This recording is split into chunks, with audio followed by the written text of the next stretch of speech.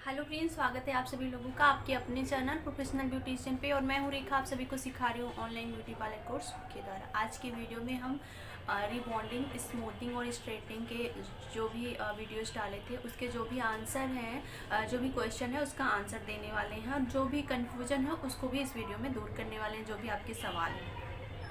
तो प्लीज़ इस वीडियो को पूरा देखिएगा ताकि आपको स्ट्रेटनिंग से जुड़ी हुई जितनी भी प्रॉब्लम्स हो रही हैं वो सभी चीज़ें जो है वो बहुत अच्छे से क्लियर हो जाए। तो सबसे पहले मैं बता दूं कि जब आप लोगों को प्रैक्टिस करनी हो तो आप लोग किस तरीके का बाल लें, ऐसे किसी के ऊपर ना करें, या कि मतलब जिनको बाल कटिंग करवानी हो आप उनके ऊपर स्ट्रेटनिंग का प्रैक्टिस कर सकती हैं, देख सकती हैं किस तरीके से क्या होता है। सबसे बड़ी बात उसका बॉन्ड तोड़ना होता है, तो वो सबसे पहले आपको वो चीज़ पहचानना आना होगा। तो पहचानने के लिए आपको कुछ ऐसे बाल चाहिए कि मतलब जो भी बिल्कुल ना मतलब यूज के लिए ना हो, जैसे कोई कटवाना चाह रहा हो तो उनके बाल आप काट के रख लो। तो जैसे हमने जो है ये देखिए हमने काट कर रखा हुआ है, ये बिल्कुल कलर नहीं है क्योंकि छोटी बच्ची का है, तो उन्होंने बच्ची ने कभी कलर वगैरह कुछ भी नहीं लगाया हुआ है। तो बिल्कुल जो है ये देख सकती है, इसमें कोई कलर नहीं, इस तरीके का रखा हुआ है। तो इसके ऊपर अगर हम स्ट्रेटनिंग की, यहाँ से आप रिबन कर लीजिए, इसके ऊपर आप स्ट्रेटनिंग की प्रैक्टिस कर सकती हैं। वैसे ये खुद ही स्ट्रेट है लेकिन उसमें ज़्यादा साइन होती है, इसमें साइन नहीं है, लेकिन आप इसके बॉन्ड वगैरह तोड़ना जो है काफ़ी कुछ इससे सीख जाएंगी। ठीक है, तो इस तरीके से बाल जब किसी का कट हो, कोई कट करवाए, जैसे कि कोई यहाँ तक चाहता है और उसके बाल यहाँ तक है, तो आप यहाँ पे रिबन लगा के इतना कट करके रख लीजिए। तो इस पर आप जो है जैसे हाईलाइटिंग हो गया, रिबॉन्डिंग हो गया, स्ट्रेटिंग, जो भी चीज़ें आपको, कर्लिंग हो गया, जो भी चीज़ें आपको जाननी है वो सारी चीज़ें जो है आप जान पाएंगी, सीख पाएंगी, प्रैक्टिस कर पाएंगी। तो इस तरीके से आप बाल कट करके रख लीजिए। मैंने उसी दिन काटा था जिस दिन रिबॉन्डिंग की थी, तो इसको अभी आप लोगों को किस तरीके से हम स्टूडेंट के ऊपर अभी करेंगे वो हम दिखाएंगे। अभी आपको एग्जाम्पल के लिए दिखा रहे थे, इस तरीके से आप बाल काट के रख लीजिए, ये आपके बहुत काम आने वाला है। ठीक है, तो ये हो गई आपकी प्रैक्टिस। आप लोगों ने पूछा था कि कैसे करें, किस तरीके से करें, या फिर जैसे कि एक तो ये हो गया काट कर रख लें, ये हो गया जैसे कि अभी मैं मेरे बाल इतने लंबे हैं और मेरा मन हो रहा है कि मैं इतना बाल कटवाऊँ कुछ, तो या फिर किसी के ऊपर, आपके घर में कोई ऐसे लोग हैं जो चाहते हैं कि चलो ठीक है, उतना बालों को लेकर बहुत ज़्यादा सोचते नहीं हैं, तो चलो ठीक है आप प्रैक्टिस करना चाहते हो तो कर सकते हो। तो आप उनके हाफ बाल को बांध दीजिए, ठीक है, जितना वो उनको लगता हो कि नहीं इससे छोटा मेरा बाल नहीं है। बाय द वे आपने अच्छी रिबॉन्डिंग नहीं की, अच्छी की है तो छोड़ देंगे तो कोई दिक्कत नहीं है, पर अच्छी नहीं की है, कुछ गड़बड़ कर दिया तो वो कटवा सके उतना, तो आप यहाँ से रिबन बांध लीजिए। उसके बाद उनके इतने बालों पर आप वो सारा प्रोसेस करिए जो ये रिबॉन्डिंग स्ट्रेटनिंग का होता है, जो भी आप करना चाहो। ठीक है, तो इस तरीके से कुछ आप प्रैक्टिस कर सकती हैं, अपना सीख सकती हैं कि बॉन्ड क्या होता है। पहले आप बालों को स्ट्रेट खींचिए कि उसमें क्या मूवमेंट हो रहा है कि नहीं हो रहा है, कैसे दिखता है, और क्रीम लगाने के बाद क्या होता है। तो वो सारा चीज़ आप सीखिए खुद, उसको मतलब आप अपने माइंड में रखिए कि हाँ ये कैसे बॉन्ड टूटने के बाद बाल कैसे होते हैं, पहले कैसे होते हैं, ये सारी चीज़ें आपको नॉलेज होनी। क्योंकि ये हेयर जो होता है वो किसी भी लोगों के लिए, वो चाहे वो लड़की हो या लड़का हो, बहुत उनकी खूबसूरती ही उनके बालों से, आधी से ज़्यादा खूबसूरती उससे होती है। बाकी जो होती है हमारी फेस कटिंग, कलर, वो सारी चीज़ों से होती है। तो सबको अपने बालों से प्यार होता है, तो कोई रिस्क नहीं लेता है, लेकिन आप इस तरीके से प्रैक्टिस कर सकती हैं। तो अभी मैंने ये चीज़ें सोची थी कि नोट कर लूँगी कि आपको कौन कौन से पॉइंट लेकर पकड़ना है, लेकिन मैं सोच रही हूँ कि मैं आपसे बात करते हुए मुझे चीज़ें याद आती जाएंगी और मैं बताती जाऊँगी। तो सबसे पहले आप लोगों को आता है कि रिबॉन्डिंग, स्मूथनिंग, और जो है आज मैं बहुत आराम से बैठी हूँ स्पेशली आप लोगों के क्वेश्चन, क्योंकि ये रिबॉन्डिंग, स्मूथनिंग और स्ट्रेटनिंग में बहुत सभी लोगों को बहुत कन्फ्यूजन होती है। तो प्लीज़ इस वीडियो को बहुत ध्यान से सुन लीजिएगा, तो ज़्यादा अच्छा होगा। मैं कोशिश करूँगी कि यहाँ पे कुछ चीज़ों की पिक वगैरह भी आप लोगों को, जैसे कि जो बताऊँगी उसकी लगाती चलूँ। तो सबसे पहले यही चीज़ें आती हैं कि रिबॉन्डिंग, स्मूथनिंग और स्ट्रेटनिंग में अंतर क्या होता है। तो देखिए जो प्रोडक्ट होता है वो वही प्रोडक्ट यूज़ होता है स्मूथनिंग के लिए, स्ट्रेटनिंग के लिए और रिबॉन्डिंग के लिए। ठीक है, यहाँ पे ये क्लियर कि वही प्रोडक्ट यूज़ होता है तीनों चीज़ों के लिए। रिलैक्सेशन भी बोलते हैं स्मूथनिंग को, ठीक है, रिलैक्सिंग भी बोलते हैं स्मूथनिंग को। तो अब आता है स्मूथनिंग क्या है। देखिए हमारे बाल, जैसे कि अब इतने हमारे बाल हैं, ठीक है, तो हमारे बाल जो हैं वो बिल्कुल कर्ल नहीं है और ना ही स्ट्रेट में है, वो बीच में आके है। प्लस हमारे बालों में जो है मॉइस्चर बिल्कुल जैसे नहीं लगता है कि नहीं है, बहुत रफ सा दिखता है, फ्रिजी फ्रिजी सा दिखता है। तो मैं चाहूँ कि मेरे बाल जो है वो बिल्कुल स्ट्रेट ना हो, लेकिन ये जो फ्रिजी फ्रिजीनेस दिख रही है मेरे बालों में, बहुत ज़्यादा बाउंस दिख रहा है, वो चीज़ें ना दिखें, तो मैं क्या करवाऊँगी, स्मूथनिंग करवाऊँगी कि मुझे नेचुरल अपने बालों को चाहिए, बिल्कुल नेचुरल चाहिए। उसमें मुझे स्ट्रेट बिल्कुल ऐसा नहीं कि बहुत स्ट्रेट लगे, बहुत हल्का सा स्ट्रेट, जैसे हम टेम्परेरी स्ट्रेट करवाते हैं उस तरीके का दिखे मुझे। तब हम क्या करेंगे, स्मूथनिंग करेंगे। तो स्मूथनिंग के टाइम करने का तरीका थोड़ा सा चेंज होता है, बाकी प्रोडक्ट वही होता है जो हमने पहले बताया। तो स्मूथनिंग में हम क्या करेंगे कि जैसे हम पहले फर्स्ट टाइम हमने वॉश करवाया था, तो वहाँ पे भी जब स्ट्रेटिंग करते हैं परमानेंट, तो फर्स्ट टाइम भी वॉश करवाने के बाद भी मैं आयरनिंग करते हैं। तो आप वहाँ पे आयरनिंग नहीं करेंगे, बिल्कुल ड्राई करने के बाद आप उसके ऊपर ही जो है स्ट्रेटनिंग क्रीम लगा देंगे। ओके, और जैसे आप रिबॉन्डिंग में स्ट्रेटनिंग में करती हैं, चेक करती हैं, बॉन्ड तोड़ती हैं, ठीक उसी तरीके से इसमें भी आपको तोड़ना है। उसके बाद क्या करेंगे, फिर हम सुखाएंगे और फिर अपने जो है बालों को स्ट्रेट करेंगे। लेकिन हम उतना स्ट्रेट नहीं करेंगे जितना हम परमानेंट स्ट्रेटनिंग में करते हैं, बहुत ज़्यादा आयरनिंग करते हैं, बहुत ज़्यादा करते हैं, बिल्कुल उसमें हमें स्ट्रेट दिखाना है, उसके साथ बिल्कुल उसको नकली जैसा मेरा बाल ऐसा मतलब दिखने लगता है। अगर आप देख सको तो जैसे डमी में दिख रहा हो, ठीक है, सामने बिल्कुल जैसे नकली बाल होता है उस तरीके से दिखता है। तो वो चीज़ें ना दिखे उसके लिए हम कम आयरनिंग करते हैं, ठीक है। वो आयरन के ऊपर ही हमारी स्मूथिंग स्ट्रेटनिंग डिपेंड होती है, ठीक है। तो वहाँ पे हम कम करेंगे, बिल्कुल नेचुरल रखेंगे, ठीक है। तो ये हमारी स्मूथिंग हो गई। स्ट्रेटिंग में क्या करते हैं कि हम जो है वो फर्स्ट बार वॉश करते हैं, जब हम अपने बालों को सुखाते हैं तो फिर हम जो है वहाँ पे भी स्ट्रेट करेंगे, हल्का करेंगे। और फिर उसके बाद सेम जो हमने वीडियोस में दिखाया था आप लोगों को, अगर आप लोगों ने वो वीडियोस नहीं देखी है, जो लोग नए हैं प्लीज़ जाकर चेक कर लीजिएगा कि रिबॉन्डिंग हमने किस तरीके से पूरा हिंदी में बताया है। कोशिश की कि हर उस पॉइंट को पकड़ें जो स्ट्रेटनिंग में रिबॉन्डिंग में किया जाता है, ठीक है। काफ़ी आसान तरीके से सिखाया, तो प्लीज़ जाके एक बार चेक कर लीजिएगा। तो फिर उसमें भी हम सिर्फ आयरन करने का जो है, हम जब स्ट्रेटनिंग करते हैं तो स्मूथिंग से ज़्यादा स्ट्रेट करते हैं, ठीक है। जो हमें चाहिए, जो स्ट्रेट हमारे क्लाइंट को चाहिए वो हम देते हैं। फिर जब हम रिबॉन्डिंग करते हैं तो हमारे रिबॉन्डिंग में उससे कहीं ज़्यादा स्ट्रेट लगता है, बिल्कुल वो नकली ही बाल लगता है। कोई देखेगा तो वो ये कहेगा कि इन्होंने अपने बालों पे कुछ कराया है, ठीक है। एक बार हम स्मूथिंग कराते हैं तो किसी को नहीं पता चलता, नेचुरली लगता है। लेकिन जब हम स्ट्रेटनिंग कराते हैं और रिबॉन्डिंग करवाते हैं तो इन दोनों में सिर्फ जो है, जब हमारा बाल स्मूथिंग होता है तो सिर्फ 45 से 50% स्ट्रेट होता है। जब हमारा स्ट्रेटनिंग होता है तब वो जो हमारा बाल है वो कम से कम 70 से 90 के ऊपर होता है। और पूरा जो है जब हम रिबॉन्डिंग करवा डालते हैं तो पूरा वो जाके 90 पे हो जाता है, ठीक है। तो 90 पे इतने पे ही हमारी रिबॉन्डिंग, मतलब 100% उसको मान सकते हैं कि पूरा स्ट्रेट एक बिल्कुल हो जाता है। और वो ऊपर रिबॉन्डिंग जो होती है सेम तरीका वही होता है। हम स्ट्रेट वहाँ पे रिबॉन्डिंग भी बहुत ज़्यादा करते हैं, कम से बहुत बहुत बहुत ज़्यादा करते हैं, जब तक हमारा मनचाहा शेप में बाल नहीं आ जाता है। तो सब कुछ करने का प्रोसेस वही है, बस स्ट्रेटनिंग जो है वो हम कम ज़्यादा कर देते हैं और कोई फ़र्क नहीं होता है तीनों में। जब हम जो मन चाहते हैं स्ट्रेटनिंग में हमारे लिए, लेकिन बहुत कम लोग हैं जो स्मूथनिंग चाहते हैं, क्योंकि इतना पैसे लगा के। अब आता है रेट का, तो रेट के ऊपर है। जैसे कि आप हमारे बालों को देख रहे हैं, अगर हम अपने बालों की बात करें तो हमारा बाल जो है वो शोल्डर से थोड़ा सा नीचे है, यानी कि मीडियम लेंथ है, मेरी कमर के ऊपर है, बीच में, मतलब कमर के ही पास पहुँचती है। पीछे से बैक से देखेंगे, मतलब हिप्स के पास नहीं है, वो लॉन्ग लेंथ में आता है, शोल्डर के ही पास आता है, जो शॉर्ट में आता है। तो मेरा मीडियम लेंथ है, तो अगर मीडियम लेंथ की बात करूँ तो वो 6,000 रुपये लगता है। और अगर जो है सिर्फ इसकी बात करूँ शोल्डर के नीचे यहाँ से, तो 5,000 लगता है। और अगर हम उसके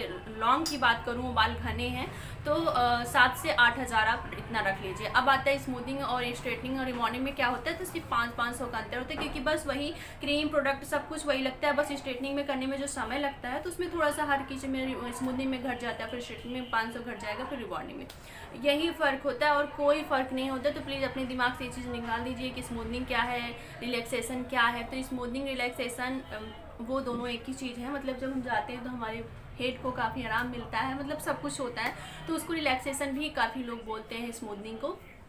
तो स्ट्रेटनिंग और रिबॉन्डिंग मतलब 80% हम मान सकते हैं कि हमारा स्ट्रेट रहता है स्ट्रेटनिंग में, और 90% हमारा जो पहुंच जाता है वो रिबॉन्डिंग में, यानी कि पूरा तरीके से हमारे बाल स्ट्रेट हो जाते हैं। वो बिल्कुल ऐसा लगता है कि कोई भी देखेगा तो कहेगा इन्होंने अपने बालों में कुछ भी कराया हुआ है। अगर हम रिबॉन्डिंग स्ट्रेटनिंग कराते हैं तो ऐसा फील होता है, पता चलता है कि हमने कुछ अपने बालों में करवा लिया है, ठीक है। तो ये अंतर होता है इन तीनों चीज़ में। अब ये आता है कि हमें जो है कौन से बालों पर करना चाहिए रिबॉन्डिंग स्ट्रेटनिंग। तो देखिए, आप जो है किसी भी बालों पर कर सकते हैं। वहाँ बस आपको प्रोडक्ट की बात है कि आपको प्रोडक्ट सही सेलेक्ट करना है। आप मेरे ऊपर भी कर सकती हैं, मुझसे जिसका थोड़ा सा स्ट्रेट है जैसे हमने दिखाया हुआ वीडियोस में वो भी करवा सकती हैं, क्योंकि स्ट्रेटनिंग रिबॉन्डिंग से साइन आपके बालों में आ जाती है, बहुत ज़्यादा साइन चमक होती है। तो काफ़ी लोगों को ये भी चीज़ें पसंद होती है, स्ट्रेट होने के साथ चमक भी बहुत ज़्यादा होती है, तो ये होता है। उसके बाद क्या होता है कि आपका ये तो हो गया, चमक आपको मिल गई, बालों में साइन आ जाती है काफ़ी अच्छे से, तो ये आपके फ़ायदे होते हैं काफ़ी। अब ये आता है कि कौन कौन लोग कर सकते हैं, तो कोई भी कर सकता है।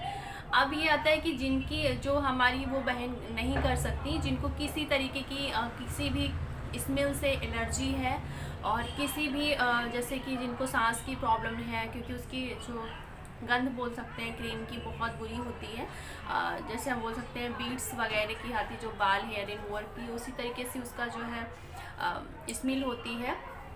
उसके बाद जो है जो प्रेग्नेंट हैं हमारी बहनें वो नहीं करवा सकती, क्योंकि ये पूरी तरीके से केमिकल होता है। और जिनके किसी भी स्किन प्रॉब्लम है किसी तरीके का, वो नहीं करवा सकते। और जिनके बाल बहुत ज़्यादा डैमेज हो गए हैं, बहुत ज़्यादा हो गए हैं, वो लोग प्लीज़ ना करवाएं, क्योंकि रिबॉन्डिंग एक तरीके का केमिकल होता है, और जब आपके किसी भी तरीके से आपके बालों में जाता है तो आपकी स्कैल्प तक थोड़ा बहुत तो पहुँचता ही पहुँचता है। तो अगर जिनके बहुत ज़्यादा जैसे बाल बहुत ज़्यादा झड़ रहे हों कुछ भी है, तो पहले वो हेयर स्पा और सारे ट्रीटमेंट ले सकती हैं, कैरेटिन ले सकती हैं। कैरेटिन तो वैसे जो रिबॉन्डिंग कराए रहते हैं, कलर कराए रहते हैं, उन्हीं के लिए ज़रूरी होता है, और किसी के लिए नहीं ज़रूरी होता है। लेकिन वो स्मूथनिंग करा सकती हैं, क्योंकि उसमें और ज़्यादा डैमेज नहीं होगा, लेकिन वो रिबॉन्डिंग स्ट्रेटनिंग की साइड ना जाएँ। बहुत हल्की चीज़ अपने बालों में लें, हेयर स्पा वगैरह लें, पहले अपने बालों का ट्रीटमेंट करें। जिनके बहुत बाल वीक हैं, बहुत कम है, वो चीज़ ना करें, जिनके हमेशा बाल जिनके झड़ते रहते हैं, ठीक है। वो ये मेरा पर्सनल जो है वो सजेशन है, ऐसा कोई कहीं लिखा नहीं है कि बहुत कम बाल वाले नहीं करें, लेकिन मेरा खुद का पर्सनल है, क्योंकि ये चीज़ जो होती है रिबॉन्डिंग जो होती है पूरी तरीके से केमिकल होती है, और ये आपके बालों में जो 3 लेयर्स होती हैं, तीनों लेयर्स तक पहुंचकर आपके बॉन्ड को तोड़ती है।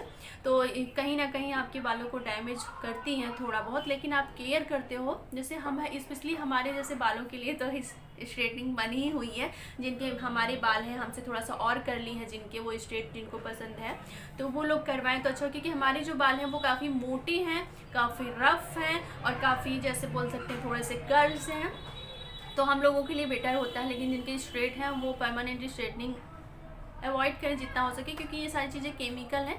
लेकिन फिर भी पर्सनल अपना है, तो मैं ये बोल सकती हूँ कि थोड़ा सा करने में सावधानी बरतें तो किसी को दिक्कत नहीं होगी, क्योंकि ये केमिकल होता है। तो हमेशा स्ट्रेटनिंग जो होती है वो स्कैल्प से लगभग इतना आधा इंच तक आपको, आधा से 1 इंच, आप मतलब आधे से तो कम छोड़ना ही नहीं है। 1 इंच आप छोड़ देंगे तो कोई दिक्कत नहीं है, ठीक है।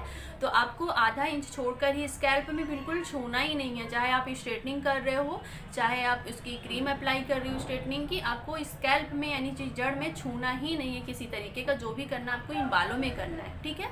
तो ये चीज़ का आपको ध्यान रखना है। तो ये हो गया किसके ऊपर करना है। जो प्रेग्नेंट बहनें हैं मेरी, वो बिल्कुल ना कराएं, इसके बारे में सोचे भी नहीं, ठीक है, क्योंकि बहुत ज़्यादा वो असर पड़ता है बच्चे पर।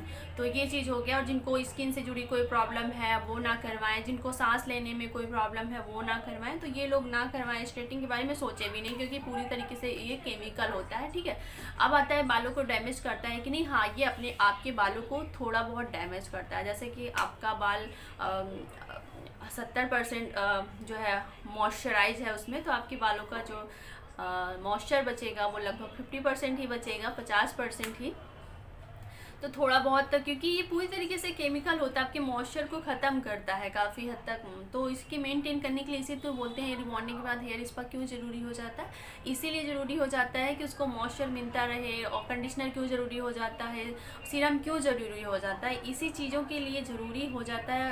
हो सकता है ये वीडियोज़ लंबी हो रही हूँ, लेकिन मुझे लगता है कि मेरी वो बहनों के लिए बहुत काम करेगा जिनको इसको लेकर बहुत ज़्यादा कन्फ्यूजन है। तो मैंने रेट भी बता दिया कि इनको कराना है, ये भी बताया। मैं अपनी भाषा में बता रही हूँ। अगर एक प्रोफेशनली बात करूँ तो उसकी बहुत सारी चीज़ें हैं, लेकिन मैं अपनी भाषा में ये सारी चीज़ें बता रही हूँ कि आप उसको सरल तरीके से समझ सको, ठीक है, ताकि आप जो भी आएँ करवाने के लिए उनको आप अच्छी तरीके से समझा सको। बाकी आपका काम है, आप स्ट्रेटनिंग करो अच्छी तरीके से, सेफ सुरक्षित होकर करो। उनसे सारी जितने भी चीज़ें आपको ध्यान रखनी है रिबॉन्डिंग स्ट्रेटनिंग के दौरान, वो चीज़ें ध्यान रख के आप करो। कोई दिक्कत नहीं, सामने वाला चाहता है कि नहीं मुझे कराना है तो ठीक है, आपका जो करने का तरीका है वो आप सही रखो, बाकी कोई दिक्कत नहीं है। उन्हें बोलो कि ये चीज़ें करने के पहले, करने के बाद उनसे क्या क्या चीज़ें पूछनी है, वो भी हम आगे इस वीडियो में बताने वाले हैं कि आप करने से पहले किससे क्या पूछेंगी। और ठीक है, तो ये हो गया। अब आता है कि हमें क्लाइंट से अपनी क्रीम को चूज करने के लिए तो पहले हमें क्लाइंट से पूछना पड़ता है कि आपने अपने बालों में हीना लगाया है, कलर किया है, डाई करती हैं, क्या करती हैं और कब की हुई हैं, कौन सा शैम्पू यूज करती हैं। तो क्या होता है कि जब हम जैसे कि जो हमारे मार्केट में जितने भी प्रचार आते हैं, हमारे टीवी वगैरह ऐड में आती हैं जितने भी शैम्पू के, कंडीशनर के, वो सब क्या होते हैं कि उसमें बहुत ज़्यादा केमिकल होता है, पैराबीन होता है, और क्या होता है कि वो बहुत ज़्यादा हमारे बालों को डैमेज करता है। जैसे कि हम प्रोफेशनली रेंज अगर अपने बालों में शैम्पू नहीं करते हैं लोरियल वगैरह के, तो बाकी जो नॉर्मली मार्केट में मिलते हैं हमारे बालों को बहुत ज़्यादा नुकसान पहुंचाते हैं। तो अगर आप बहुत ज़्यादा देखकर नहीं करती हैं तो बहुत ज़्यादा नुकसान पहुंचता है। तो इसलिए क्या आपको ध्यान रखना है कि उनसे ये सारी चीज़ें पूछनी है। ये किस लिए पूछना है, ताकि आपको पता चल सके कि आप किसके पहले क्या यूज कर रहे थे, आपके इनके बाल कितने डैमेज हैं, क्योंकि ये सब शैम्पू वगैरह यूज करने से काफ़ी हद तक बाल डैमेज हो जाते हैं। तो उसमें समझना है। और कौन कलर कर रहे हैं, तो वर्जन हेयर जो होता है जिसमें आपका आ जाता है डाई हेयर, कलर हीना हेयर और नॉर्मली, ठीक है। तो ये जो होंगे आपके, इसमें आपकी जो क्रीम जाएगी, जैसे कि हमारे ये जो बाल हैं ये वर्जन हेयर में आते हैं, ठीक है। जैसे जिसमें आ जाएगा आपका मोटा बाल होगा, ठीक है, मोटे बाल होंगे। देखिए हमारा मोटा बाल है, थोड़े से कर्ल बाल हैं हल्के हल्के, और हमारे बाल जो है वो हीना कोटेड हैं, डाई कोटेड हैं, तो ये हमारे वर्जन हेयर में आ जाएंगे। तो इसमें हम जो क्रीम यूज करेंगे वो जिनका पावर ज़्यादा होगा उसको हम यूज करेंगे। क्यों यूज करेंगे, क्योंकि इसके ऊपर एक कोड हो चुका है, जो हीना है, जो डाई है, उन सब का कोड है। तो ये इस पर काफ़ी पावर, जो प्रोडक्ट होगा पावरदार, वो इसके बॉन्ड को तोड़ेगा। तो उसको तोड़ने में समय लगता है और काफ़ी पावरदार प्रोडक्ट होना चाहिए जो इसके बॉन्ड को तोड़े, ठीक है। तो वहाँ के लिए हम क्या करते हैं कि 0 नंबर जो है इंटेंस। अब आता है कि कौन सा प्रोडक्ट किस चीज़ के लिए होता है।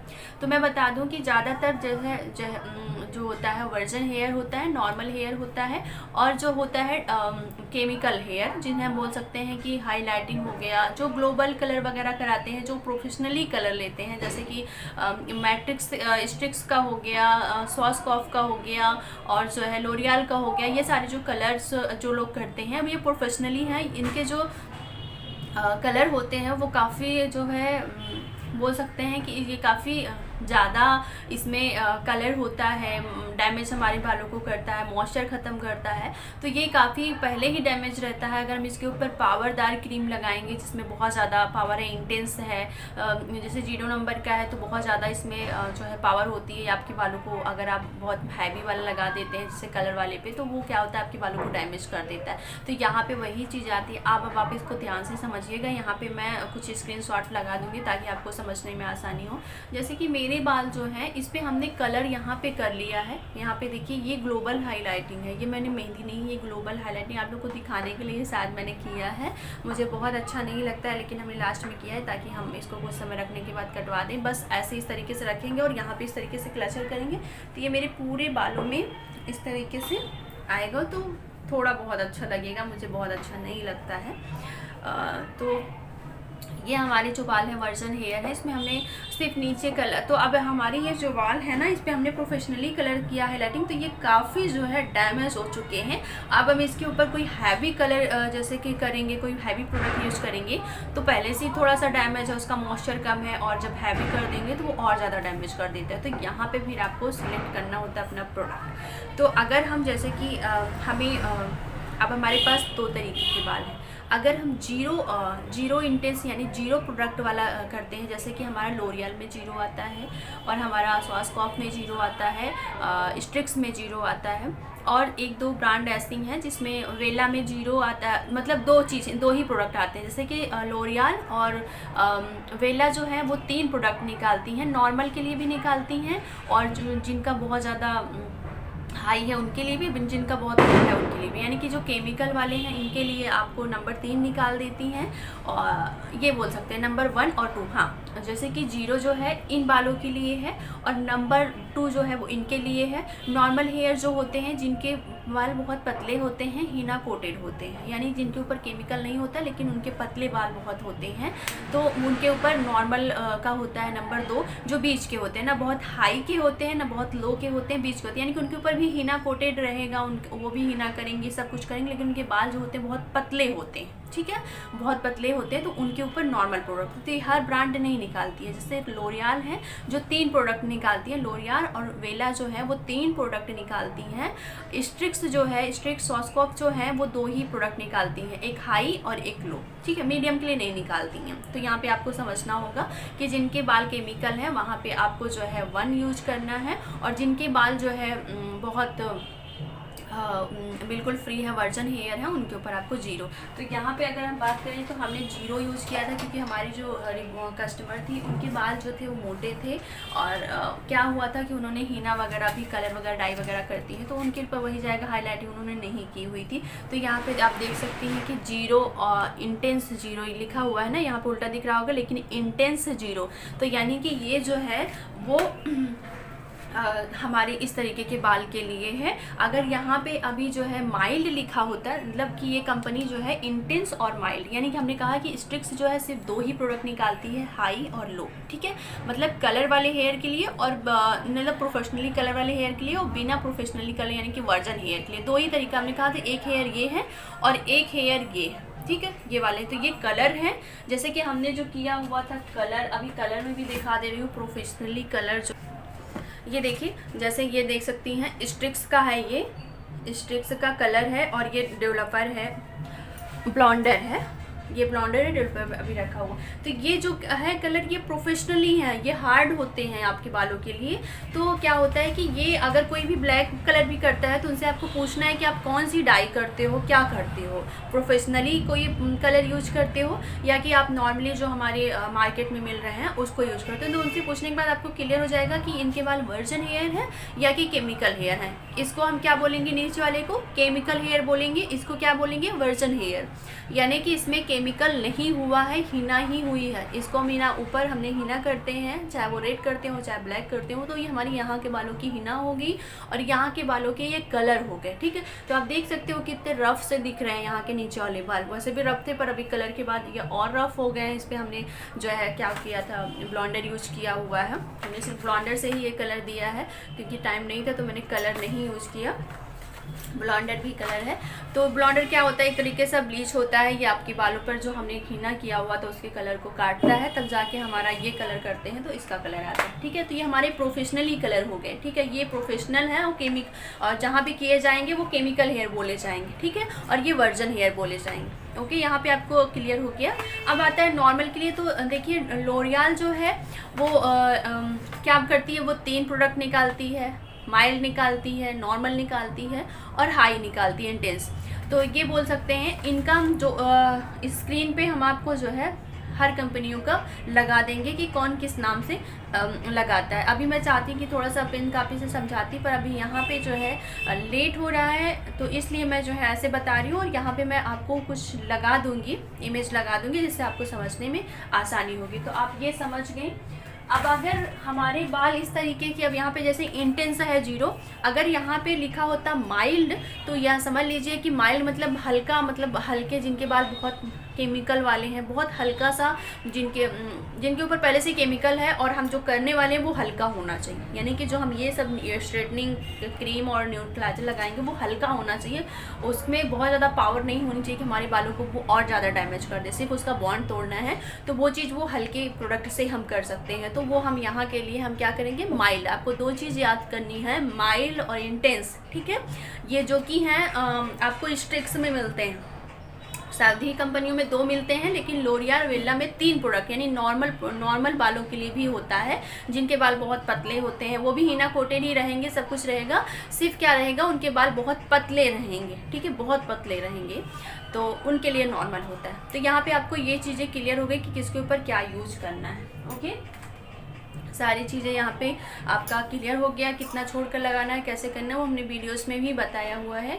अभी आता है कि अब हम अपने बालों में तेल लगाएं, मतलब 48 घंटे तक, लगभग 3 दिनों तक अपने बालों को आपको ना ही शैम्पू करना है, ना ही कंडीशनर करना है, ना ही किसी तरीके का पानी लगना है। शावर कैप लगा के ढक कर रखिए, नहाइए धोइए, फेस को वॉश करिए, कवर करके रखिए।